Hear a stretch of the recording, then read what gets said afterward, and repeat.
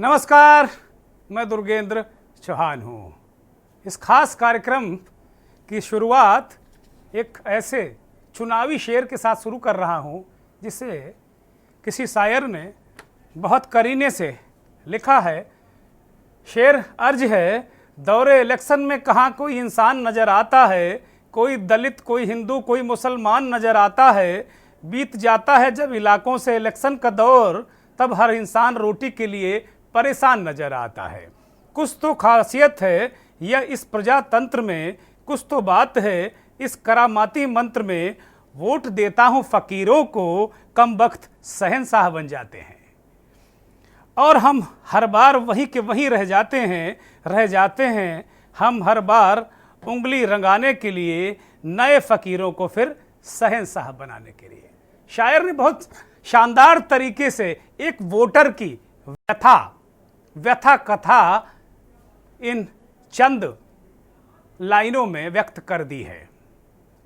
कुल मिलाकर ये एक वोटर कहाँ खड़ा है और इलेक्शन के बाद उसे क्या मिलता है। पहले पुचकार मिलती है, फिर दुत्कार मिलती है और अब तो वोट के दिन भी फटकार मिलती है। अब उनको उनका अधिकार भी डालने नहीं दिया जाता, डंडे चलते हैं, थप्पड़ों की बरसात होती है। ये शेर मैंने अर्ज किया है। वास्तव में जो चौथा चरण है उसका चुनाव खत्म हो चुका है और चौथे चरण में 96 सीटें इस देश की 10 राज्य, दक्षिण का एक बड़ा हिस्सा कर्नाटक और आंध्र प्रदेश की सर्वाधिक सीटें, और यूँ कहें कि पूरी की पूरी एक तरीके से जो सीटें हैं उनका चुनाव हो गया। उत्तर प्रदेश की 13 सीटें, और ये 13 सीटों में पूरी की पूरी पिछली दफ़ा, चाहे वो 2014 हो चाहे 19 हो, बीजेपी के कब्जे में रही। आज अगर बात उत्तर प्रदेश की करें तो जो चौथा चरण है, चौथे चरण के रण में जगह जगह बवाल, झंझट, हंगामा नजर आया।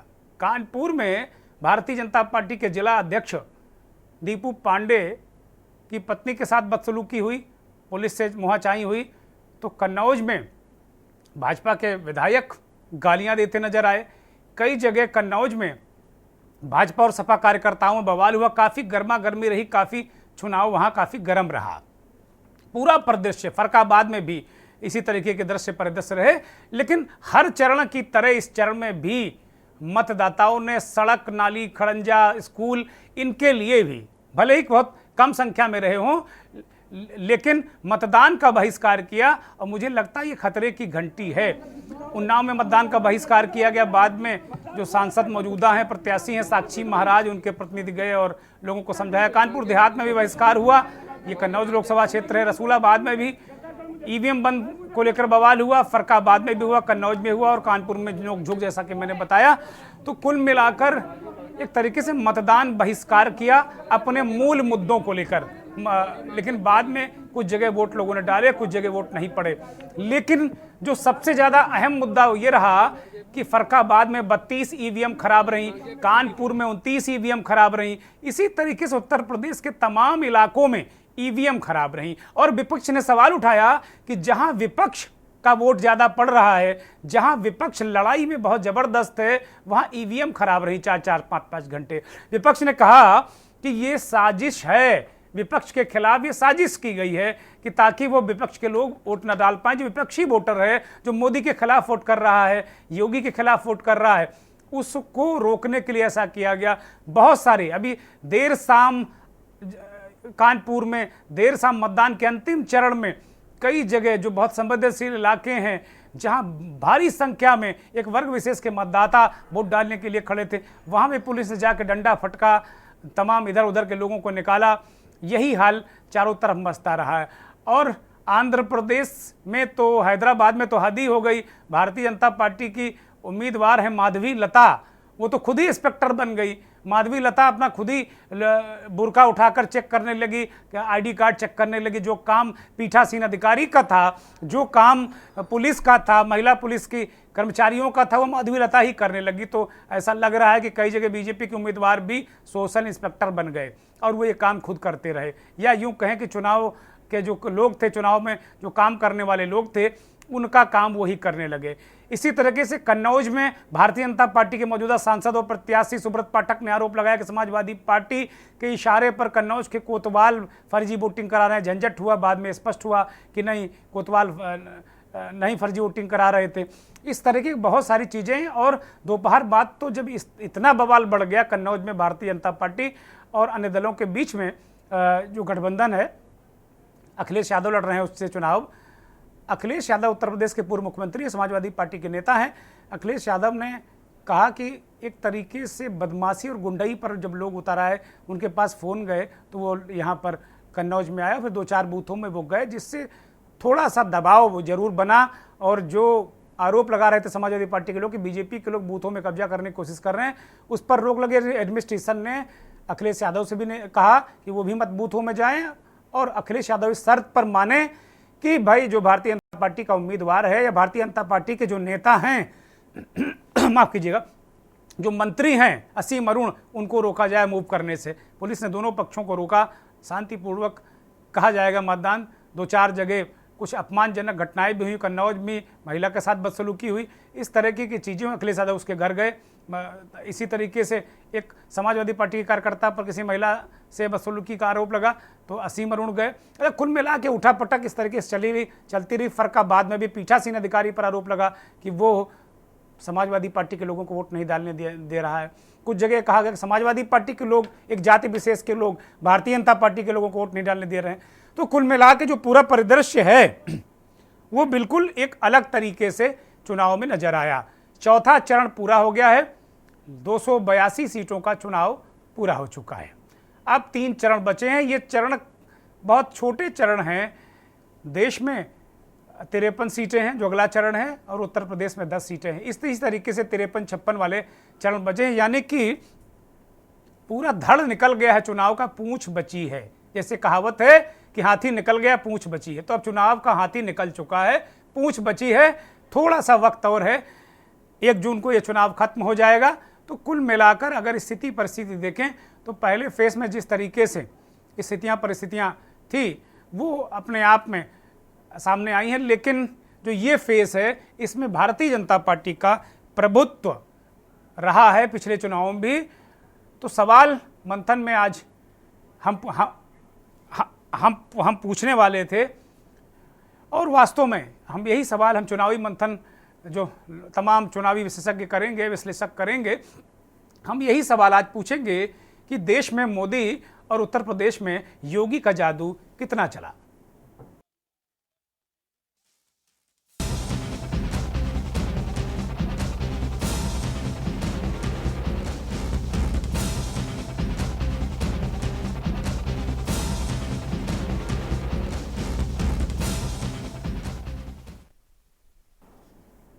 कुछ ईवीएम खराब होने की घटनाएं आई हैं, और उन पर भी एक जगह ये भी आरोप लगा कि वो वोट डाल रहे हैं समाजवादी पार्टी को तो निकल रहा भाजपा। इस तरह के वोट हर फेज में इस तरह की चीज़ें आई हैं।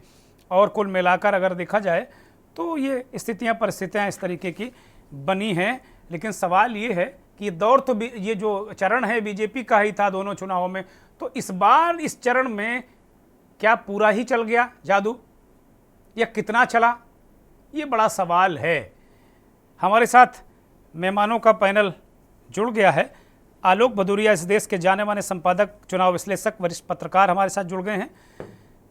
राघवेंद्र सिंह राजू जाने माने राजनीतिक विश्लेषक हमारे साथ जुड़ गए हैं। बहुत स्वागत, बहुत धन्यवाद।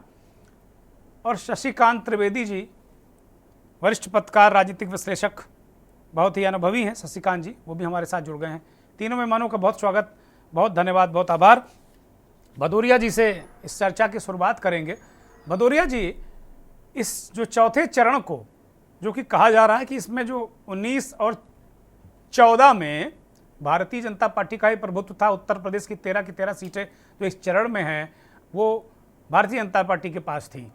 तो क्या आपको लगा पूरे देश में जिस तरीके से 14 और 19 में प्रधानमंत्री का जादू चला, मुख्यमंत्री योगी आदित्यनाथ का जादू चला, क्या वो जादू आपको दिखा इस चरण में? अनम्यूट करिए आलोक जी। महत्वपूर्ण आवाज आ रही है? जी, बोलिए कृपया। हाँ, महत्वपूर्ण ये है, महत्वपूर्ण ये नहीं है कि किसका जादू चला। आज जो चौथे फेज की आप जो बात कर रहे हैं उत्तर प्रदेश की, अगर उत्तर प्रदेश से ही अगर बात शुरू की जाए, तो यहाँ पर वोट का जो डिफरेंस है ना, हार जीत का जो अंतर है ना, वो बहुत ज्यादा है। अगर आप केवल लेके देखें तो केवल कन्नौज एक ऐसी सीट है जहाँ पर पिछली बार डिम्पल हार गई थी, इस बार अखिलेश लड़ रहे हैं। केवल एक वही ऐसी सीट थी जिसमें केवल 1% हार जीत का फर्क था, सिर्फ 1%। और दूसरे नंबर पर अगर आप सीट लेंगे तो केवल इटावा की लेंगे, लगभग 5.5-6% हार जीत का फर्क था। इसके अलावा जो बाकी जो 11 सीटें हैं, उसमें तो कमाल था। कहीं पर 10% हार जीत का फर्क था, कहीं पर 20% मार्जिन था हार जीत का। तो ये जो 10 से 20% जो मार्जिन था, ये बड़ा मार्जिन था। हम इसको कह सकते हैं कि यूपी हमारा थोड़ा सा एक भावनात्मक तरीके से उद्वेलित होने वाले लोग हैं यूपी के लोग।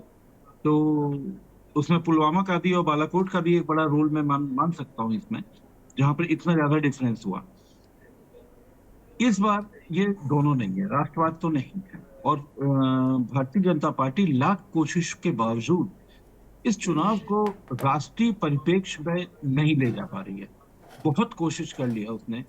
और विपक्ष का जो एक नैरेटिव है वो पूरी तरीके से क्षेत्रीय मुद्दों पर और बेरोजगारी पर, महंगाई पे, संविधान बदलने पे, इन्हीं सब के ऊपर टिका हुआ है। वो अपने एजेंडा से डिगा नहीं है। एजेंडा सेट इस बार अपोजिशन ने किया है और भारतीय जनता पार्टी जवाब दे रही है।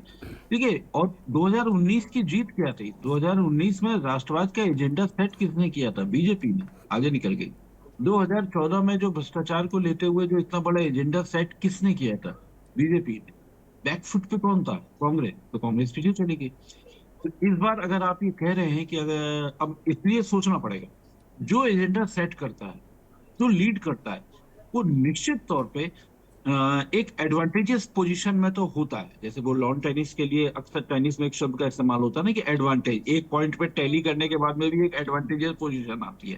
तो इस समय एडवांटेज पोजीशन में भारतीय जनता पार्टी नहीं है। ये स्पेशली अगर हम इन 14 फेज की अगर हम ये बात करें तो अब आपको ये देखना पड़ेगा। अगर आप बाकी राज्यों की भी अगर आप बात करना चाहेंगे तो वहां भी चीजें अलग है। अगर आप मध्य प्रदेश जैसे इसी के साथ में खत्म हो जा रहा है, वहां पे चुनाव खत्म हो रहे हैं। और अगर आप आंध्रा में जाएंगे, अगर आप तेलंगाना में जाएंगे, वहाँ विधानसभा के भी वहां पे चुनाव है, उड़ीसा में भी विधानसभा के चुनाव है। तो कुल मिलाकर जो एक तस्वीर निकल करके आ रही है, वो आ रही है कि उड़ीसा में जरूर भारतीय जनता पार्टी अपनी टैली कुछ बढ़ाती हुई नजर आ रही है। कुछ सीटों पर उसके बड़े कड़े संघर्ष में वो है और एडवांटेजेस पोजीशन में है। तो यानी पिछली बार जो सीट मिली थी उससे कुछ 2-3 सीटें प्लस होने के आसार नजर आते हैं फिलहाल। लेकिन अभी मैं परसेंटेज के आधार पर इसलिए कुछ नहीं कह सकता, क्योंकि पिछले 10 दिनों के अंदर जो पहले फेज का जो वोटिंग परसेंटेज आया है, 5 से 6% जो बढ़ गया है। तो इसके बाद मैं तो समझता हूं कि मैं किसी भी नतीजे पर नहीं पहुंचना चाहता, क्योंकि अभी जो वोटिंग परसेंटेज आएगा वो पता चला 4 दिन के बाद या एक हफ्ते के बाद जो वोटिंग परसेंटेज आएगा, क्योंकि असली वोटिंग परसेंटेज के बाद ही हो। 1-2% का वेरिएशन स्वाभाविक है, कोई दिक्कत नहीं, होना चाहिए। 2-3% का है, तमाम आते हैं, काउंटिंग में हो जाता है वो। लेकिन 6-6% के वेरिएशन के बाद में आज कहूंगा तो आपको थोड़ा लगेगा, लेकिन मैं एक शब्द का अपने लिए इस्तेमाल करूंगा कि ये कयासबाजी करना होगा। अब कितनी कयासबाजी की जाए, कितनी पतंग उड़ाई जाए आज, तो इसलिए बड़ा मुश्किल है जब तक कि ऑथेंटिक आंकड़े नहीं आते हैं। दुर्गे जी। ठीक बात है। राघवेंद्र सिंह राजू उत्तर प्रदेश को चप्पा चप्पा छान चुके हैं और देश में भी कई जगह जाएंगे। राघवेंद्र सिंह राजू, आज जी। उस इलाके में चुनाव था जहां से आप आते हैं, फरकाबाद, जी। मैनपुरी हो चुका है, फरकाबाद, कन्नौज, जी। इटावा। वो एक तरीके से, अब इसको हम पत्रकार, कोई यादव लैंड कहता है, कोई कुछ कहता है, लेकिन मैं मानता हूं कि ये उस तरीके की लड़ाई है जहां ओबीसी पॉलिटिक्स, जातियों में राजनीति बहुत ज़बरदस्त होती है। जातियों में टूटे हैं कि भाई ये लोधी नाराज़ तो ये कश्यप नाराज़ तो ये साक्य नाराज़, तो इस तरह की पॉलिटिक्स है। मतलब बहुत सारी चीज़ें इस तरीके की देखने को मिलती हैं। और अखिलेश यादव के लड़ने से एक तो वहाँ चीज़ें बदलती नज़र आ रही हैं। इस पूरे जो क्षेत्र की राजनीति है, और यहाँ तक कि कानपुर, अकबरपुर और उन्नाव तक, इसको किस तरीके से आप देख रहे हैं? पिछले बार 13 की 13 सीटें थी बीजेपी के पास, और इस बार जैसे आलोक जी ने कहा कि कन्नौज में मुश्किलें हैं बीजेपी के लिए, तो बाकी जगह क्या स्थिति है और क्या जातियों में टूट गया है या हिंदुत्व कार्ड चला है? बहुत स्पेसिफिक जवाब हमारे दर्शक आपसे चाहते हैं, एक मतलब एक तरीके से क्रिस्टल क्लियर तरीके से। राघवेंद्र राजू। दुर्गेन जी, निश्चित तौर पर मैं चूंकि कई मतदान केंद्रों पे गया भी, और मैंने जो उत्साह देखा वो लोगों में उत्साह उतना था नहीं। ये मतलब जो है 13 सीटों पर जो मतदान हुआ, मैं लगभग सब जगह से फीडबैक लेता रहा और आपको देता भी रहा। कहने का तात्पर्य यह था कि ये जब इतने बड़े स्तर पर हम तैयारी कर रहे हैं और फरकाबाद जैसी यहाँ शुरुआत हुई, और आज मौसम भी मैं समझता हूँ बहुत अनुकूल था शासन प्रशासन के लिए। ये खुशखबरी की बात थी कि आज मौसम जो 3 चरणों में गर्मी थी वो उतनी गर्मी नहीं थी आज, लेकिन बावजूद इसके 31 आपने देखा हो कि ईवीएम और इसके बाद वीवीपैट और एक 91 नंबर जो बरखेड़ा था यहाँ फरकाबाद में, उसमें तो समझ लीजिए ये कहा गया मतदान लोग जब डालने जो आए थे वो वापस जा रहे थे, कह रहे थे भाई साहब 30 मिनट बाद सेक्टर मजिस्ट्रेट आएंगे। कहने का तात्पर्य यह है कि ये बहुत बड़ी गलती है और चुनाव आयोग को इन सब चीजों को बड़ा संज्ञान लेना चाहिए। यही स्थितियां मैंने देखा छिबरामऊ में, कन्नौज में, विधुना में, और ये आपके कानपुर तक में मैंने देखा कई जगह ईवीएम को लेकर के तमाम समस्या उठती रही। और जहां पर आपने देखा हो लखीमपुर खीरी में भी मैंने आपको बताया था, मेरे मित्र ने मुझे जानकारी दी कि जिस सीट पर 2400 मतदाता हैं जिस बूथ पर, और उस पर जो है वोट अभी 8 बजे तक सिर्फ 40 वोट पड़े हैं। तो ये तमाम ठीक, मौसम वहां थोड़ा सा खराब हुआ था। कहने का तात्पर्य सिर्फ यही है कि जब बड़े स्तर पर तैयारी थी और अब मुद्दों से हट करके क्षेत्रीय मुद्दे आ गए हैं चुनाव में। और आपने देखा हो कि फरकाबाद में मैं मानता हूं कि यहाँ पर बहुत सारा ऐसा तबका था जो बसपा से हट करके भाजपा को वोट दिया है, लेकिन उसमें भी बसपा के जो बहुत सारे ऐसे दलित वोट बैंक थे तो उन लोगों ने भाजपा के अलावा सपा को भी वोट दिया है। तो इस समय बहुत असमंजस की स्थिति बन गई है।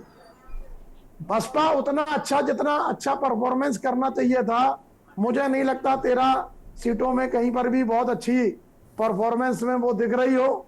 लेकिन ये निश्चित तौर पर है कि शाहजहांपुर, जहां पर उत्तर प्रदेश सरकार के 3 कद्दावर मंत्री हैं, वहां पर दुर्गेन जी जो आशा के अनुकूल मतदान होना चाहिए था, मैं समझता था कि यहाँ पर 70 से 75% मतदान होगा। लेकिन मैं समझता हूँ 5 बजे तक के जो आपने आंकड़े अभी दिए हैं वो बहुत चौंकाने वाले हैं और बहुत कम मतदान वहां पर दिख रहा है, जैसे अन्य जिलों के हिसाब से दिख रहा हो। लेकिन ये निश्चित तौर पर है कि 13 में से 9 जनपदों में सीधी सी मैं समझता हूं कि बहुत कड़ी टक्कर है, और 4 सीटों पर भी टक्कर है। इतना जीत का अंतर या नहीं, आलोक जी ने कहा, राघवेंद्र जी, आलोक जी ने कहा कि पिछली बार अगर अखिलेश यादव की सीट छोड़ दी जाए, जो 11,000 से डिम्पल यादव हारी थी, फिर उसके बाद रामशंकर कठेरिया 6% वोट से, मतलब उसके बाद कम मार्जिन थी हारी, बाकी तो 5 लाख, 6 लाख, 7 लाख इस तरह, मतलब 7 लाख तो नहीं, लेकिन 4 लाख, 5 लाख, 4 लाख, 5 लाख। तो क्या आपको लग रहा है कि जिसको आप लड़ाई कह रहे हैं, क्या ये जो भयानक अंतर है, ये जो भयानक लीड है, इसको हम कहते हैं, इसको हम भयानक कहते हैं, क्या वो लीड कहीं पटती दिख रही है? क्या हार का अंतर कम होगा? कांटे की बात क्या है? कांटे की बात या तो कांटे की टक्कर है कि कोई भी जीत सकता है, ये स्थिति है, या बीजेपी के लोग जीतेंगे लेकिन उनकी जीत का अंतर कम होगा? ये 2 बातें हैं राघवेंद्र जी। दुर्गेन जी, ये निश्चित तौर पर है कि जीत का अंतर तो उतना नहीं रहेगा जो आप 2019 में देखते रहे। मेरे एक मित्र हैं योगेंद्र बघेल जी, कन्नौज में पत्रकार हैं, उन्होंने मुझे बताया, जानकारी मैंने उनसे ली थी, तो उन्होंने बताया कन्नौज में स्थितियां बहुत, कन्नौज में अलग अलग विधानसभा क्षेत्रों में अलग अलग तरीके के आंकड़े नजर आए हैं। अब फाइनल आंकड़ा जो 6 बजे निकलेगा, लेकिन ये निश्चित तौर पर है कि उनके हिसाब से सपा वहां पर अच्छा लीड कर रही है, अच्छा परफॉर्मेंस कर रही है, अच्छी टक्कर में वो सीट है। और जो डिम्पल का जो नैरेटिव था और डिम्पल के समय में जो स्थितियां थी, वो स्थितियों को इसलिए वो मानते हैं कि इस बार सपा के राष्ट्रीय अध्यक्ष स्वयं कन्नौज में उपस्थित रहे और उन्होंने पूरी सब घटनाक्रम थे, क्योंकि उससे जुड़ी हुई सीट फरक्काबाद की है, उससे जुड़ी हुई सीट इटावा की है, और इटावा में भी जो माना जा रहा है कई सीटों पर आदान प्रदान तमाम दबाव हुए। लेकिन आपने देखा हो कि तीखी बहस और बवाल भी कई जगह हुए। तो जब बवाल की बात आ रही है और जब इतनी बड़ी तैयारी है, लेकिन कुल मिलाकर के अगर कोई घटना नहीं घटित हुई 13 जिलों में, तो ये बहुत बढ़िया। मैं मानता हूं कि मतदान का प्रतिशत फाइनल आप 6 बजे क्या अपडेट देंगे, इसके बाद ही नहीं, कहा उसको जाएगा कि फाइनल नहीं जीत और मानते हार का हम अंतर। हम 6 बजे, 7 बजे, 8 बजे, 9 बजे इसको हम फाइनल नहीं मानते। हम तो आलोक जी की बात पर जाते हैं कि पता चला 10 दिन बाद मिल जाए हमको, 4 दिन बाद दें, तो उसको फाइनल नहीं मानते। और आज हमने खुद इलेक्शन कमीशन की साइट खोल कर देखी, तो मैं अगर दिन में 1 बजे देख रहा था तो वो सुबह 11 बजे तक का वो दिखा रहे थे, वो भी टेंटेटिव।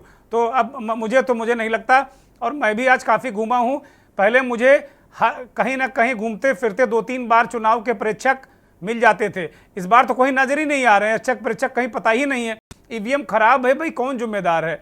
मतदाता अगर वोट नहीं डाल रहा, कौन जिम्मेदार है? अगर जो विकल्प दिए गए हैं, राशन कार्ड, आधार कार्ड, अगर उनसे पीठासीन अधिकारी वोट नहीं डालने दे रहा है तो कौन सा है? तो क्या आम मतदाता कैसे कैसे चुनाव अपने अधिकार का प्रयोग करेगा?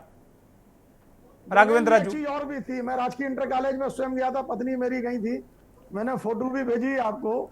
अब वहां पर पत्नी का तो हमारा मत था, तो हमारा वो कह रहे थे भाई साहब प्रिंट नहीं होकर के आया। और मैं ऐसा नहीं, कई ऐसे मृतक लोग थे जिनके नाम उस सूची में थे।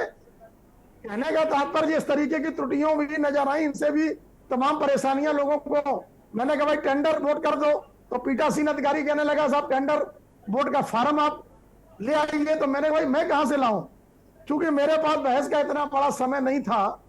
और मैंने पत्नी को अपने वोट डलवाया, और मैं देख रहा था वहां पर मेरे ही तरह तमाम लोग थे। तो मतदाता सूचियों में भी जो लगातार मैं देख रहा था, नगर निगम के चुनाव में भी आपने ये मुद्दा उठाया था।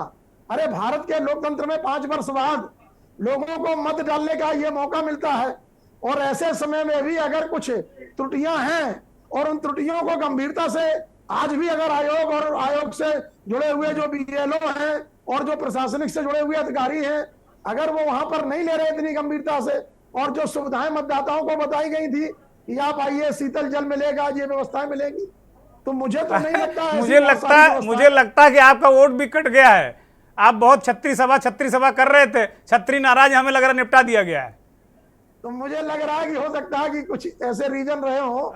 कुल मिलाकर के मैंने टेंडर नोट भी, हम जो कि एक पत्रकारिता से जुड़े हुए होने की वजह से, मैंने कहा भाई हम तमाम विकल्प भी जानते हैं कि मुझे वोट करने का एक राइट है। मुझे नहीं लगता कि कोई आवाज कही जाती है। राघवेंद्र जी, शशिकांत जी इसका उदाहरण है, वो कई बार कह चुके हैं उनकी माता जी का वोट गायब हो गया, कहीं किसी का वोट गायब हो गया। शशिकांत त्रिवेदी वरिष्ठ पत्रकार हमारे साथ मध्य प्रदेश से जुड़े हैं, और इस बीच एक और मेहमान, बहुत ही जाने माने वरिष्ठ पत्रकार विश्लेषक पीयूष पंत हमारे साथ बिहार से जुड़ गए हैं। दोनों मेहमानों का एक बार फिर स्वागत। मुझे एक ब्रेक पर जाने की बात कही जा रही है, मैं एक ब्रेक ले रहा हूं, ब्रेक से लौटूंगा तो इन दोनों मेहमानों से बाकी चरणों की बात, जो अभी वोट पड़े हैं चौथे चरण में, फिर आगे की भी बात भी करेंगे हम लोग।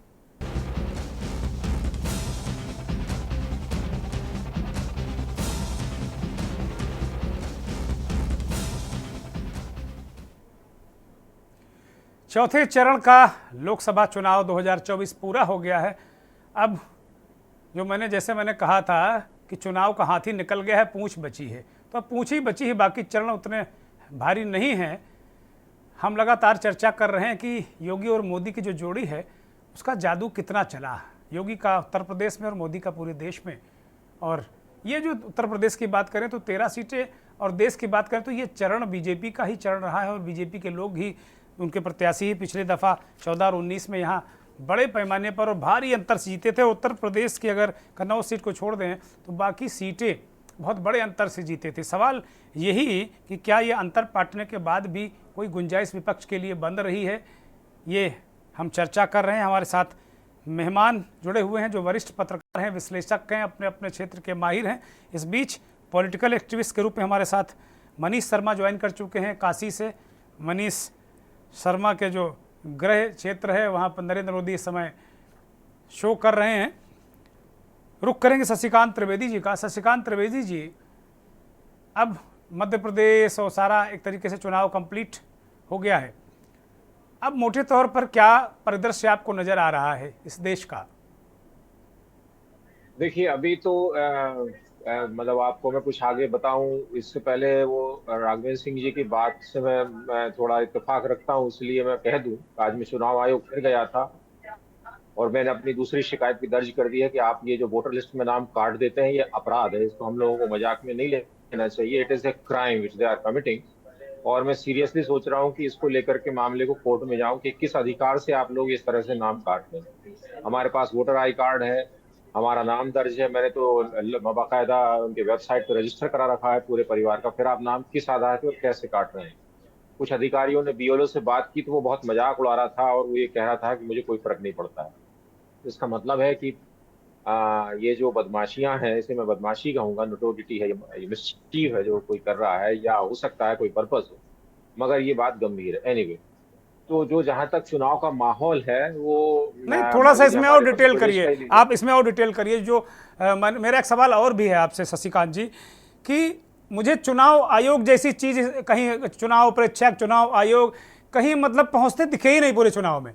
कहीं शिकायत झंझट बवाल हुआ हो तो पुलिस पहुंच गई है, राजनीतिक दल पहुंच गए, लेकिन मुझे प्रेक्षक पहुंचते नहीं दिखे। मैंने खुद बतौर रिपोर्टर बहुत सारे चुनाव 89 से लेके लगातार चुनाव हमने कवर किए हैं रिपोर्टर के रूप में, और मुझे लगता था कि जरा सा कहीं बवाल हुआ प्रेक्षक पहुंच गए, चुनाव प्रेक्षक। हम ढूंढते रह गए इस चुनाव में, प्रेक्षक नाम की चीज ही नहीं मिली हमें। और जगह जगह आप ईवीएम का बंदोबस्त करते हैं, उन्हीं इलाकों में आरोप लगा कि ईवीएम 32 32 34 34 ईवीएम खराब हैं, जहां आपको लग रहा है कि भाई विपक्ष का कहना कि जहां वो बहुत कड़ी टक्कर दे रहा है वहां ईवीएम भी खराब है। तो इस तरीके की चीजें अब कब तक हम कहते रहेंगे कि भाई ठीक किया जा रहा है, देखेंगे? शशिकांत जी, देखिए होता क्या है दुर्गेश जी की लोग शिकायत नहीं करते, मेरे जैसे लोग हिम्मत नहीं जुटाते। मेरे साथ कई साथी पत्रकारों के नाम गायब हैं, वो फेसबुक पे लिख रहे हैं, यहाँ लिख रहे हैं, लेकिन चुनाव आयोग में जाकर के शिकायत दर्ज नहीं कर रहे हैं कि आपने किस अधिकार से हमारा नाम काटा। हमारा वो पंचनामा, क्योंकि देखिए मैंने पूरा कानून पढ़ा है, लॉ पढ़ा है, उसमें चुनाव आयोग का कोई भी सदस्य, कलेक्टर का जो रिटर्निंग ऑफिसर होता है, उसका कोई भी कर्मचारी किसी भी कारण से किसी का नाम नहीं काट सकता, उसे कोई अधिकार नहीं, जब तक कि वो पंचनामा ना बनाए। उसके 6 कारण हैं, या तो वो व्यक्ति वहां पर है नहीं, या उसकी डेथ हो गई है, या किसी ने शिकायत दर्ज किया, ऐसे 4-6 कारण हैं। उनमें से उसका रिकॉर्ड करना होता है, परिवार के सदस्यों की सहमति लेनी होती है, सिग्नेचर होते हैं, फॉर्म भरते हैं, तब जाके नाम कटता है। ऐसे नहीं होता है कि इस चुनाव में मेरी माता जी यहीं रह रही है, बीमार है, घर पर रहती है, उनका नाम कैसे काट दिया, मेरा बड़ा भाई चलिए मान लेता हूं मैं वो कहीं चले गए होंगे, लेकिन आप इनका नाम कैसे काट देंगे? और पिछली शिकायत में कर रखा हूं, बीएलओ मुझसे रोज हाथ जोड़ रहा है कि आप जो फॉर्म 6 भर दीजिए। अब ये जो जैसे राघवेंद्र सिंह जी, इनका नाम कट गया, इन्हें दोबारा चुनाव में नाम जुड़वाने के लिए फॉर्म 6 भरना पड़ेगा। फॉर्म 6 भरने का मतलब ये है कि ये वहां उस इलाके के उस दिन आए हुए नए वोटर है, जबकि ये वहां कई सालों से रह रहे हैं। तो ये जो मजाक चल रहा है, ये मजाक बहुत ही गंभीर है। इस पर चुनाव आयोग को संज्ञान लेना चाहिए, एक शिकायत को दर्ज करना चाहिए। मुझे तो अपनी शिकायत की तारीख याद है, 23 अक्टूबर 2023 को मैंने दर्ज की है। आज मई आ गया, 8 महीने हो गए हैं, कोई शिकायत कुछ नहीं हुआ। मैंने आपको बता दिया, मेरी माँ का नाम भी काट दिया है। तो ये कितने लोगों के नाम कटे होंगे, उस नाम के काटने के पीछे कारण ये है कि जो मेरा जो अपना शक है वो ये है कि जो वोटर सस्पेक्टेड है, जो हमें वोट नहीं देगा, उसका नाम काट दो, ताकि वो जाएगा ही नहीं, तो बाकी वोट मिल जाए। Very clear. कभी कोई प्रचार प्रसार जो आप कह रहे हैं नहीं होने के बावजूद भी कैंडिडेट ऐसे ही चुनाव जीतते होंगे, बीएलओ को स्पष्टीकरण दे नहीं रहा। और एक बात बता दूं राघवेंद्र सिंह जी, आपके पास कोई लिखित जानकारी वो नहीं देंगे कि आप फॉर्म 6 भरिए, मौखिक बोलेंगे। बीएलओ आएगा, वो आपसे कहेगा कि सर आप फॉर्म 6 भर दीजिए, आपका नाम गलती से कट गया है। आप लेकिन डटे रहिए और अड़े रहिए कि मैं फॉर्म 6 नहीं भरूंगा, मुझे लिखित में दीजिए आपके फॉर्म 6 भरना। वो लिखकर आपको कभी नहीं देगा, क्योंकि वो फंस जाएगा, उसकी गलती है, उसने जानबूझ के काटा है। इस डाटा के साथ बहुत रिगिंग हुई है, बहुत लंबे समय से चल रही है, इस पर बहुत लंबी रिसर्च की जरूरत है, और चुनाव आयोग मुझे मालूम है वो कुछ करने वाला है नहीं। और यही मेरी ये कांग्रेसियों से शिकायत होती है कि लोग हाथ पे हाथ धरे बैठे रहते हैं, जब चुनाव आता है तो थोड़ा बहुत चिल्ला चौंक कर देते हैं, इसके बाद ये चुपचाप बैठ जाते हैं, कुछ नहीं करते, हार उड़ के। इसीलिए आप यज्ञ में आहुति देने का कितना भी प्रचार प्रसार कर लीजिए, जेन्युइन वोटर वोट देने नहीं जाता है, वहां कौन वोट देने जाता। दूसरा एक और इसका बुरा परिणाम ये होता है कि राघवेंद्र सिंह जी अगली बार से वोट देने नहीं जाएंगे कि ठीक है हमारा नाम होगा नहीं होगा, हमें क्या करना है, मारो में जाकर। पत्रकार हैं तो चले गए, अभी नहीं तो क्या करना है, कौन मुख्यमंत्री बने, कौन प्रधानमंत्री बने, हमें क्या करना है। तो आप पूरे देश में जो आप माहौल की बात कर रहे हैं वो यही हो गया है। इवन भारतीय जनता पार्टी के कई कार्यकर्ताओं से मैं मिलता रहता हूं, उनका कहना है ठीक है हमारी पार्टी जीत जाएगी। मतलब अब उन्होंने भी मान लिया कि हम वोट देने नहीं भी गए। जैसे वो एक राजा की कहानी है कि सब लोग, उसने कहा कि एक मैं खीर का प्रसाद बांटूंगा तो सब लोग एक एक जो है जग भर के दूध एक टैंक में डाल लीजिए, तो सभी लोगों ने पानी डाल दिया कि ठीक है मेरे जग कहाँ पता चल रहा है, तो सभी ने एक एक जग पानी डाला, तो सुबह वो टैंक पानी से भरा मिला बजाय। तो ये स्थिति ये हो गई है कि हमारे एक वोट देने से क्या हो रहा है, तो लोग वोट देने नहीं जा रहे हैं। तो अब ये पता नहीं चल रहा है, जो हम और आप सब लोग डिस्कशन कर रहे हैं, कि अचानक से अभी जो हमारे आलोक जी हैं वो ये शक कह रहे थे कि 2-3% जो है वो हो सकता है इधर उधर हो जाए, लेकिन 6-6%, 7-7% का जो वेरिएशन है वो संदेश से परे नहीं है। और ये बात उनकी बिल्कुल सही है कि ये इस पर तो शक किया जाना चाहिए। और वो भी आप 8 दिन बाद आकर के बताते हैं कि साहब ऐसा हुआ है वैसा हुआ है। और फिर चलिए बता और दीजिए, खड़गे जी हमें जब चिट्ठी समझाइए लिखते तो प्रेस हैं, कॉन्फ्रेंस जब करके। खड़गे जी जो कांग्रेस के जी अध्यक्ष हैं वो चिट्ठी लिखते हैं, तो आयोग उनसे लगभग बदसलूकी जैसी जबान में बात करता है। आप देख लीजिए, मतलब अब ये स्थिति हो गई है। सलूकी करे, बता तो दे, चलिए डांट के बता दे, लेकिन बताए तो कि वो 6% 7% बढ़ा गए। हमें भी डांट दे, आलोक जी को भी डांट दे, चिल्ला दे, लेकिन हमें बता दे कि वो किया क्यों है और ऐसा होता कैसे। हमें गणित समझा दे, हम मैथमेटिक्स के स्टूडेंट हैं, कि वो 7% का स्टैटिक्स से वो ये होता है, इसलिए ऐसा ऐसा होता है। तो वो क्या है कि ये पूरा चुनाव प्रक्रिया बहुत दिनों से शक और संदेह के घेरे में है। हमें उम्मीद सिर्फ अब हम लोगों को सुप्रीम कोर्ट से करनी चाहिए कि अगर कोई दृष्टिपात हो, कोई अपने से सुओ मोटो एक्शन लेकर के कुछ हो जाए तो हो जाए, वरना ये चुनाव प्रक्रिया भारत में शायद अब ऐसे ही चलेगी। इसलिए अब हम यहाँ बैठ करके आलोक जी जैसा कह रहे थे कि अब प्रयास लगाना जैसा होगा, कि हम कह नहीं सकते कि क्या होने वाला है, क्या होगा, कौन जीतेगा कौन हारेगा। हालांकि माहौल जो है वो सत्ता के पक्ष में, जो मूड एक होता है ना, एक उत्साह जैसे जो 14 में था कि बिल्कुल क्लियर था कि जो है भारतीय जनता पार्टी चुनाव जीत रही है और बहुत अच्छे बहुमत से जीत रही है, वो माहौल अभी नहीं है। 2024 में वैसा नहीं है। और जैसे मैं बार बार कह रहा हूँ कि इसके कई जो मल्टीपल रीजन हम लोग डिस्कशन करते रहे हैं, डिबेट में यही होता रहा है, यही होता चला आ रहा है। और ये जो चुनाव प्रक्रिया है, ये शायद जब आपको याद हो, जागोरे जागोरे जागोरे करके एडवर्टाइजमेंट चला था, उस समय भी यही बात हो गई थी कि लोगों ने वोट देने की तरफ जाना बंद कर दिया था। वही माहौल फिर से आ गया है। और शायद अब विज्ञापन से भी अब लोग नहीं जाना चाह रहे हैं, कि लोगों को अब डिस्कनेक्ट हो गया है, अब उनको कोई मतलब नहीं है। आप प्रधानमंत्री बन जाइए, आप मुख्यमंत्री बन जाइए, पार्षद बन जाइए, विधायक बन जाइए, हमें क्या लेना देना है आपसे, हमारा कोई मतलब नहीं है। तो ठीक बात है। ये आप ठीक, घूमते रहिए चुनाव जीत करके, उसका पब्लिक से डिस्कनेक्ट हो गया, ये सीधा डिस्कनेक्ट है। ये ठीक बात, इस पूरे माहौल ठीक का जो बात है। लब्बो लुभाव है वो ये है। ठीक बात है। पीयूष जी दुबे जी। को चर्चा में शामिल करता हूं। पीयूष जी, शशिकांत जी ने तो बहुत ही मतलब जबरदस्त बातें की। वो कह रहे हैं कि भाई जीतते रहिए, हारते रहिए, हम जनता को क्या लेना देना। ये तो बड़ी भयानक स्थिति उत्पन्न हो जाएगी लोकतंत्र के लिए। नहीं दुर्गेन जी, हो जाएगी नहीं, हो गई है। अच्छा, मैं सिर्फ एक ही बात कहूंगा, जो हम हाँ डिस्कस कर रहे हैं वो है पूरी, और हर बातें, चाहे वो आप देखिए क्या नाम आपके क्या नाम शशिकांत जी ने कहा हो या राघवेंद्र जी ने कहा हो, सारी चीजें आ रही हैं चुनाव आयोग के ऊपर पूरी तरीके से। चुनाव आयोग वो पहरुआ है, वो गार्ड है, जो चुनाव को पूरी तरीके से निष्पक्ष रूप से करवाने के लिए जिम्मेदार है। ये संविधान ने उसको दिया हुआ है ये स्टेटस उसे, उसकी जिम्मेदारी पूरी की पूरी बनती है। वो एक चौकीदार है, कोई भी गड़बड़ी वो एकदम ठीक करना उसका उत्तरदायित्व है, गड़बड़ी होने ही नहीं देना है उसको। लेकिन आप देखिए क्या हो रहा है चुनाव आयोग, कहीं आपको काम करते दिख रहा है चुनाव आयोग? अगर चुनाव आयोग के कमिश्नर जो है वो पीएमओ ऑफिस पहुंच जाते हैं इंस्ट्रक्शन लेने, उसी दिन आप समझ लीजिए चुनाव आयोग ने अपनी स्वायत्ता खत्म कर दी थी। उसके बाद लगातार जो है प्रधानमंत्री जी को फैसिलिटेट करने को, कैंपेनिंग को फैसिलिटेट करने के लिए, पहले आपने हिमाचल का चुनाव था 2018 में देखा, उसके बाद गुजरात का था, किस तरह से अलग अलग डेट उसकी निर्धारित कर दी गई। इस बार का चुनाव आप देख लीजिए लोकसभा का, जो 7 फेजेस में हो रहा है, क्या इसकी जरूरत थी? बहुत से लोगों ने कहा इतनी गर्मी में क्या जरूरत थी? उत्तर प्रदेश, बिहार में जो है 5-5, 6-6, 7-7 सीटों के लिए आप चुनाव करवा रहे हैं, मजाक बना दिया आपने, सिर्फ इसलिए कि प्रधानमंत्री जी को मौका मिले, वो जो हर जगह जा जाके आराम से भाषण करें उसके लिए। तो मुझे लगता है देखिए ये चुनाव आयोग पूरी तरह से इनएक्टिव हो चुका है और अपनी स्वायत्ता खो चुका है। ये इसलिए हमें उम्मीद करना बेकार है, ये सब होंगी, पहले लिस्ट से नाम कट पीयूष जी, आपकी आवाज हम सुन नहीं पा रहे हैं। देखिए देखिए, आवाज नहीं आ रही है? नहीं आ रही, आ बोलिए रही। बोलिए बोलिए बोलिए। पहले देखिए, आयोग जो है, सिर्फ शिकायत होती कि आज किसी का नाम छूट गया, कुछ हो गया, तो वो उसके लिए रेक्टिफाई करता था। और ये देखिए, बात हुई लगातार पर्यवेक्षकों की, आपने भी बात करी, और ये तो पूरी तरह से अपॉइंट करता है चुनाव आयोग पर्यवेक्षकों को पूरी तरीके से, और पर्यवेक्षकों की जिम्मेदारी होती है मुस्तैदी से वहां पर रहना।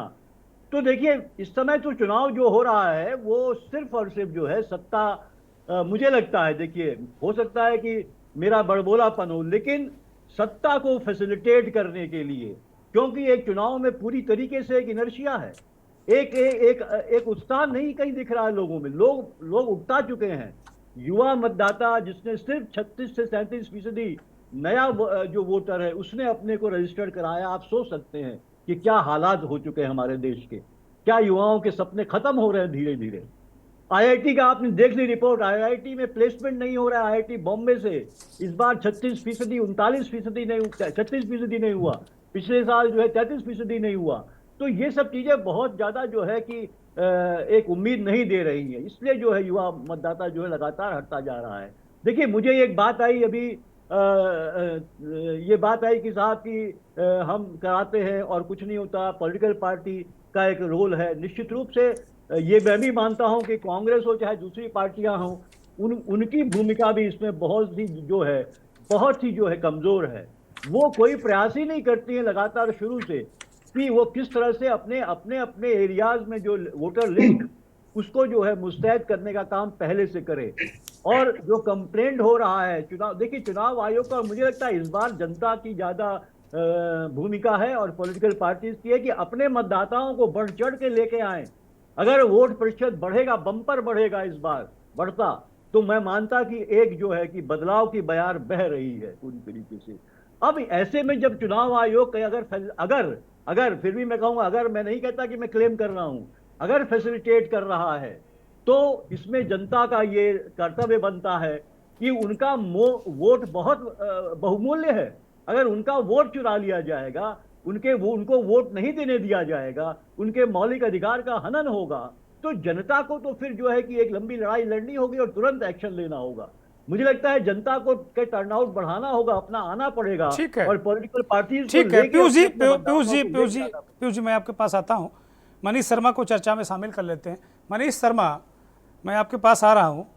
मैं जरा ये समझना चाहता हूं कि ये चूंकि उत्तर प्रदेश का जो चरण है ये जातियों में उलझा वाला पूरा इलाका था यहाँ से वहाँ तक, और बनाम हिंदुत्व कार्ड, इसको किस रूप में देखते हैं कि क्या जातियों का जोर दिखा या हिंदुत्व कार्ड चला जैसे पिछले चलता रहा उत्तर प्रदेश को लेकर? जरा पूरे देश का जो सिनेरियो बना, जो हमारा आज हमने इसको समझने की कोशिश की है कि क्या ये जो दो बड़े नेता हैं, आइकॉन हैं बीजेपी के, नरेंद्र मोदी और योगी आदित्यनाथ, इनका जादू चलता नजर आया, कहीं दिखा? पहले तो मैं देर से आया हूँ, क्षमा के साथ अपनी बात रखूंगा जी। मैं पहले भी इस बात को कहता रहा हूँ कि ये इस बार यही तो असफलता है मोदी जी की, अमित शाह की, यही तो असफलता है कि 2014 की तरह या 2019 की तरह हिंदुत्व का जो केंद्रीय एजेंडे में, चुनाव के केंद्रीय विमर्श में लेकर के आ जाते थे, जो राष्ट्रवादी उन्माद जो उनका केंद्रीय एजेंडा चुनाव के बीच में आ जाता था, तो बहुत सारे जो बड़े सवाल भी हैं जो लोगों के जीवन से जुड़ते हैं, लोगों के सामाजिक जीवन से जुड़ते हैं, आर्थिक जीवन से जुड़ते हैं, वो सारे सवाल बहुत पीछे चले जाते हैं। ये 2014 में भी हुआ और ये 2019 में भी हुआ, ये 2024 में नहीं हो रहा। यही इस बात को मैं बार बार कह रहा हूं कि यही इस बार नहीं हो रहा, और पहले चरण के बाद से ही नहीं हो रहा। पहले चरण के बाद से ही आप देखेंगे कि धर्म केंद्रित विमर्श जो है सामाजिक न्याय केंद्रित विमर्श की तरफ बढ़ गया। और जब हम सामाजिक न्याय केंद्रित विमर्श करते हैं तो केवल आरक्षण की बात नहीं होती है। सामाजिक न्याय की जब हम बात करते हैं तो ढेर सारी तानाशाही से सुरक्षा का जो सवाल है, आर्थिक सुरक्षा का जो सवाल है, सामाजिक सुरक्षा का जो सवाल है, हर तरह के सवाल उससे जुड़ जाते हैं। तो मेरा ये कहना है कि ये इस बार ये चुनाव हिंदुत्व के बजाय, धार्मिक अस्मिता के बजाय जातीय अस्मिता की तरफ पूरी तरह से शिफ्ट हो गया है। और इसलिए मैं देख रहा हूं कि मैं समझता हूं कि अब इस पे चर्चा शुरू हो जानी चाहिए चौथे चरण के बाद कि भाजपा बहुमत से कितना नीचे जाएगी। इस पे चर्चा होनी चाहिए कि मोदी जी प्रधानमंत्री बनेंगे कि नहीं बनेंगे, जैसा कि हवा में बातें तैरने लगी है। 75 बरस की बात हो रही है और उसमें अमित शाह को सफाई देनी पड़ रही है। इस पे चर्चा होनी चाहिए कि मोदी जी इतना बड़ा नीचे बदलाव हो रहा था और वो किन लोगों से घिरे हुए थे कि उनको ये सब और पता नहीं चल पाया, और कैसे उनको ये जानकारी नहीं हो पाई कि नीचे इतना बड़ा बदलाव चल रहा है, नीचे बड़े पैमाने पर लोगों ने कुछ चेंज करने का सोच लिया है। और मनीष जी मैं माफी के साथ हूं। मनीष जी मैं रोक रहा हूं आपको, जरा मुझे इस जगह समझना कि अभी आप इतनी जल्दी हम और आप कैसे कह सकते हैं कि नीचे इतना बड़ा बदलाव हो रहा था, मोदी जी को पता नहीं चला। अभी हम किस बिना पे कह सकते हैं, क्या आधार है हमारे पास? नहीं, मैं तो यही कह रहा हूं, आधार देखिए क्या है। आधार ये है, जितने कोर मुद्दे हैं भाजपा के, आरएसएस के जितने कोर मुद्दे हैं, कश्मीर 370 आप देखेंगे चर्चा से बाहर है, ज्ञानवापी पे चर्चा बंद है, राम मंदिर पे चर्चा बंद है, सीए लाया गया इतनी धूम धड़ाके के साथ उस पर चर्चा नागरिकता कानून पे बंद है। आप देखेंगे उनके जितने कोर मुद्दे हैं, क्या कहीं उस पर चर्चा हो रहा है? जहां तक राष्ट्रवादी मुद्दे का सवाल है, चाइना चर्चा में नहीं है। इस बार राष्ट्रवाद का चर्चा करेंगे तो चाइना चर्चा में आ जाएगा। इस बार पाकिस्तान उतनी चर्चा में आपको नहीं दिखेगा। तो आप अगर ध्यान से देखें कि जो भी भाजपा का, आरएसएस का जो कोर मुद्दा है, इस चुनाव में आप देखेंगे कि इतना ज्यादा डिस्क्रेडिट हो जाएगा, ये कल्पना से परे है, ये आप कल्पना नहीं कर सकते हैं। और अगर इधर आप देखेंगे 2-3 दिनों के अंदर बड़े बड़े इंटरव्यू छपे हैं मोदी जी के, और जो है देख रहा था योगी जी के लगातार इंटरव्यू लिए जा रहे हैं, उसमें 90% जो बातें हैं वो विपक्ष के द्वारा, जनता के द्वारा लाए गए मुद्दों पे सफाई देते हुए बीत रहा है। भाषणों को अगर आप देखें शुरू से, फर्स्ट चरण के बाद से सारे भाषणों को आप देखेंगे, उन भाषणों में ज्यादातर उनको सामाजिक न्याय पे बात करनी पड़ रही है और विपक्ष द्वारा लाए गए मुद्दों पे चर्चा करनी पड़ रही है। मैं इसलिए आपसे कह रहा हूं कि इस आधार पे आप कह सकते हैं कि पहला चुनाव है मोदी जी के सामने, ये उनके चुनाव मैनेजर घबराए हुए हैं, पहला चुनाव है कि वो अपने एजेंडे पे चुनाव नहीं लड़ रहे हैं, जनता के एजेंडे पे और विपक्ष के एजेंडे पे उनको चुनाव लड़ना पड़ रहा है। और मैं इसलिए आपसे कह रहा हूं, और दूसरी बात मैं आपसे ये कहना चाहता हूं कि 2014 से एक मिनट की बात मैं आपसे कहना चाहता हूं, 2014 से वोटिंग परसेंटेज में जो वृद्धि है, अगर आप इसको देखेंगे तो 2014 से वोटिंग प्रतिशत में वृद्धि है, 2014 से मोदी की लोकप्रियता बढ़ी है और 2014 से भाजपा के वोट में भी भारी वृद्धि हुई है। अगर आप इसको देखेंगे 2019 तक आते आते भी यही ट्रेंड जारी रहा। तो जब वोटिंग प्रतिशत गिर रहा है तो आप क्यों नहीं इस बात को मानने के लिए तैयार है कि भाजपा का वोट प्रतिशत गिर रहा है? आप क्यों नहीं इस बात को मानने के लिए तैयार है कि मोदी जी की लोकप्रियता अभी डाउन हो रही है? जब उस ट्रेंड को हम मानने के लिए तैयार हैं तो एक नया ट्रेंड जो 24 में दिख रहा है, इसको आप एक्सेप्ट करने के लिए क्यों नहीं तैयार हो रहे हैं? मैं समझता हूं कि ये सारे ऐसे इंडिकेशन है जिस पे हमको अब चर्चा करनी पड़ेगी। मैं बढ़ते दावे के साथ इस बात को कह रहा हूं कि बहुमत का आंकड़ा छूना उनके लिए चुनाव आयोग के जबरदस्त सहयोग के बावजूद उनके लिए मुश्किल होने जा रहा है। और एक और ये बात कहते हुए कि 2019 से भी ज्यादा अब जो बीजेपी की स्थिति है, चुनाव आयोग के सहयोग के जरिए 2019 से भी ज्यादा 2024 में चुनावी बेईमानियां आने वाले समय में बहुत बड़े पैमाने पर होने जा रही है। हमको लगता है कि इस पे विपक्ष को भी और देश की जनता को भी इस पे विशेष तौर पे ध्यान देना चाहिए। ठीक बात है। मैं आलोक जी की तरफ रुक करूँगा। आलोक जी, मनीष शर्मा कह रहे हैं कि नीचे नीचे बदलाव हो रहा है, 4 चरणों में ये बदलाव हो गया है, प्रधानमंत्री जी उनकी टीम को सफाई देनी पड़ रही है। अमित शाह जी कह रहे हैं कि 75 साल के बाद अमित शाह जी प्रधानमंत्री बन जाएंगे, इसकी सफाई देनी पड़ रही है।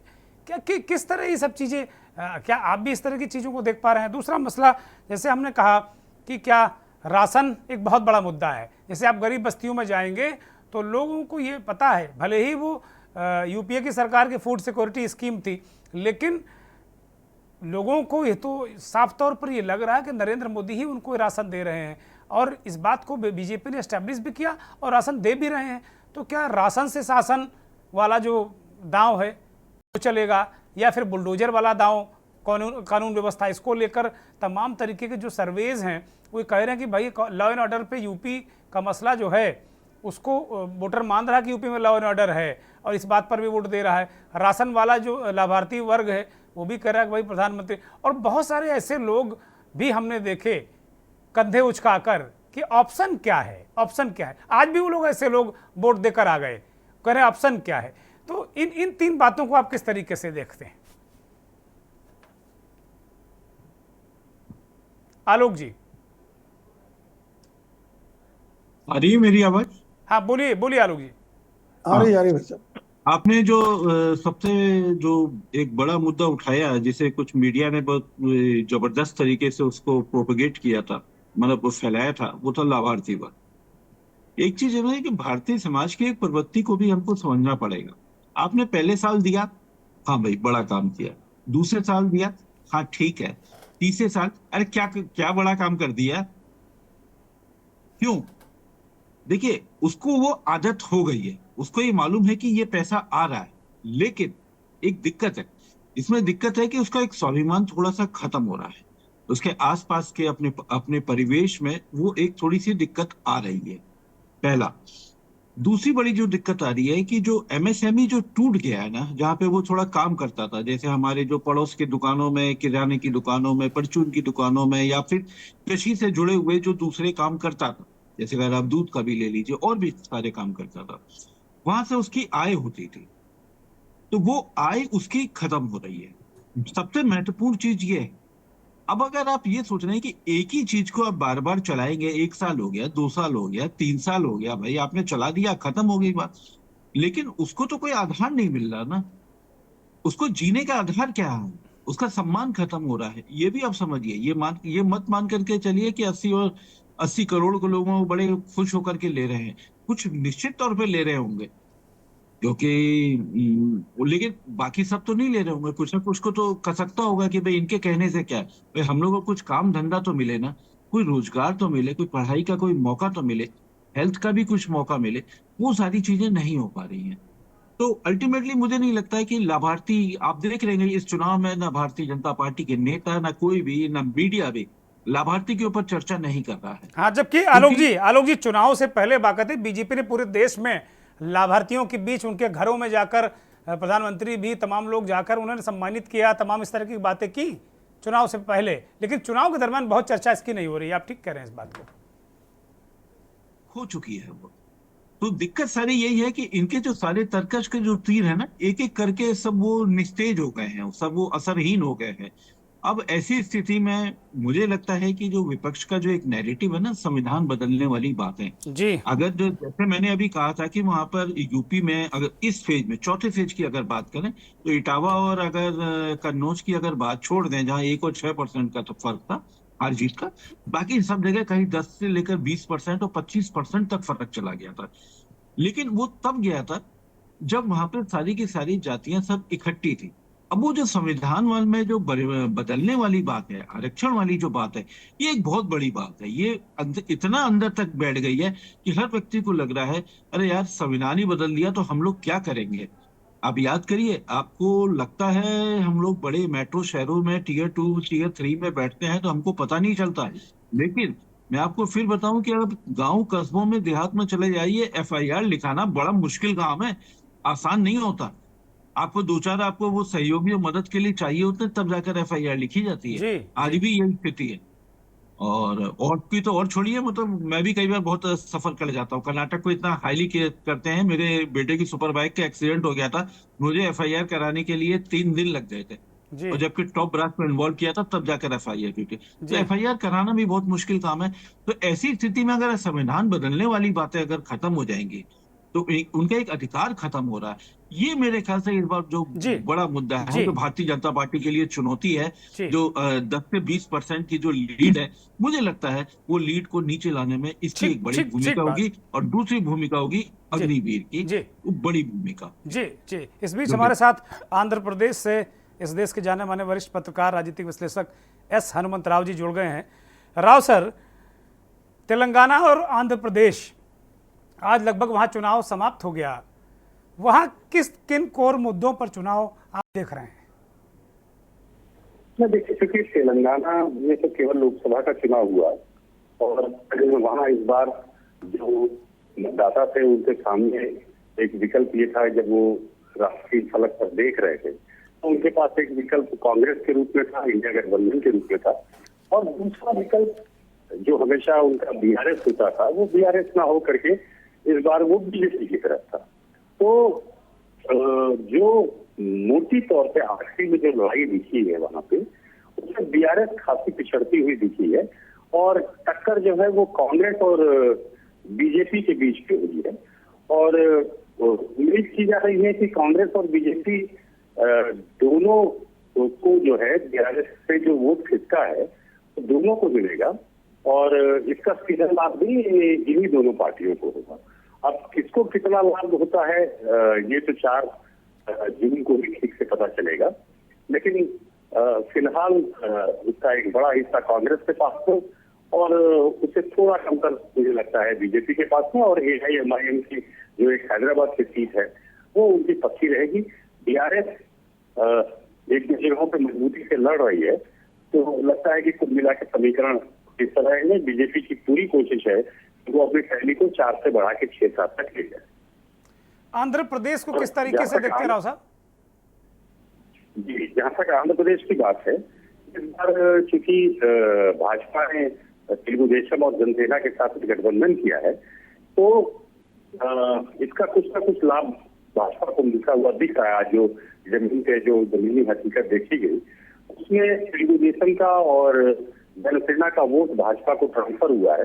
जिस भाजपा के पास यहाँ पे 1% से भी कम वोट बैंक था, वो 3-4 सीटों में लड़ाई में आती हुई दिख रही है और थोड़ा सा YSRCP पिछड़ रही है और ऐसा लग रहा है कि थोड़ा बदलाव की बयार जो है ये आंध्र प्रदेश में दिख रही है और ऐसा लगता है कि चंद्रबाबू नायडू जो है वो एक कमबैक कर सकते हैं। यद्यपि उनको YSRCP से कड़ी टक्कर मिल रही है, लेकिन थोड़ा एज जो है वो TDP, बीजेपी और जनसेना गठबंधन को दिख रहा है। विधानसभा का चुनाव भी है राव साहब वहां पर साथ साथ में, तो उसमें भी यही कमोवेश परिदृश्य देख रहे हैं या कुछ अलग दिख रहा है उसमें? नहीं, मैं विधानसभा की ही बात कर रहा था कि TDP, जनसेना और बीजेपी गठबंधन का जो एक है वो लोकसभा और विधानसभा दोनों में जो है वो YSRCP से, क्योंकि देखिए YSRCP को 2 तरफा झटका लगा है। एक तो ये तीनों पार्टियों का साथ में आना, यद्यपि उसमें बीजेपी का कोई बहुत बड़ा स्टेक नहीं है, लेकिन जो जनसेना है वो कापू लीडर हैं पवन कल्याण और प्रसिद्ध सिने एक्टर भी हैं और लगभग ये 20% मतदाता जो है वो कापू कम्युनिटी से आते हैं। तो ये एक बहुत फॉर्मिडेबल फोर्स है। यद्यपि ये कापू हमेशा बढ़ता रहा है विभिन्न पार्टियों में, लेकिन पवन कल्याण के तेलुगुदेशम की तरफ आ जाने से ये कापू और कम्मा का जो कॉम्बिनेशन बना है ये बहुत डेडली हो गया है और इस पे थोड़ी सी जो आइसिंग है वो बीजेपी के साथ में आ जाने की हो गई है। तो इस लिहाज से बीजेपी को लोकसभा सीटों में फायदा होता दिख रहा है। जहाँ बीजेपी के लिए खाता खोलना मुश्किल था, वहाँ बीजेपी जो है कम से कम 4 सीटों पे लड़ाई में दिख रही है। और वहीं दूसरी तरफ तेलुगु देशम को भले बीजेपी से बहुत ज्यादा फायदा ना हुआ हो, लेकिन ये कॉम्बिनेशन बनने से तेलुगु देशम जो है वो कमबैक करने की स्थिति में दिख रही है। थोड़ा जो रुझान दिख रहा है उसमें तेलुगु देशम को अपर हैंड दिख रहा है।